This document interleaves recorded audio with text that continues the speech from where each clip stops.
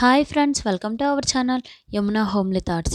ఈరోజు మన ఛానల్లో వీడియో ఏంటంటే, అయోధ్య నుంచి రాముని అక్షంతాలు పంపించారు కదా అందరికీ.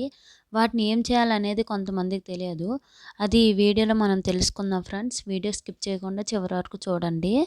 భారతదేశంలో ఉన్న సమస్త హిందువులందరి చిరకాల కోరిక త్వరలో నెరవేరనుంది. అయోధ్యలో రామ మందిర ప్రతిష్టాపన కార్యక్రమం జరగనుంది. జనవరి 22వ తారీఖున ఈ మహోన్నత కార్యక్రమానికి ముహూర్తాన్ని ఖరారు చేశారు. ఇప్పటికే రామ మందిరం నిర్మాణం పూర్తయింది.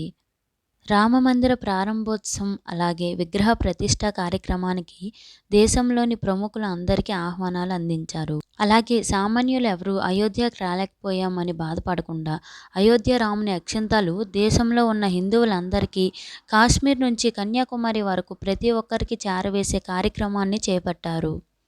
ఇలా అందుకున్న అయోధ్య అక్షంతాలను ఏం చేయాలనే సందేశం చాలామందికి వచ్చి ఉంటుంది. అయితే అయోధ్య క్షేత్రం నుండి అందిన అక్షంతలు మన ఇంట్లో ఉన్న కొన్ని అక్షంతాలతో కలుపుకొని జనవరి 22వ తారీఖున రామ మందిర ప్రతిష్ఠ కార్యక్రమం జరిగేంత వరకు ప్రతిరోజు మన ఇంటిలోని శ్రీరాముని పటం వద్ద శ్రీరామ జయరామ అంటూ 108 సార్లు జపిస్తూ పూజలు చేయాలి. శ్రీరామ విగ్రహ ప్రతిష్ఠ కార్యక్రమం జరిగిన తర్వాత ఆ అక్షంతాలను శ్రీరాముని దివ్య ఆశీస్సులుగా భావించి నెత్తిన చల్లుకోవాలి. మిగిలిన అక్షంతాలను భద్రపరుచుకొని శుభదినాలు అప్పుడు వాటిని వాడుకోవాలి. శ్రీరాముని అక్షంతాలు అందని వారు ఎవరూ బాధపడాల్సిన పని లేదు.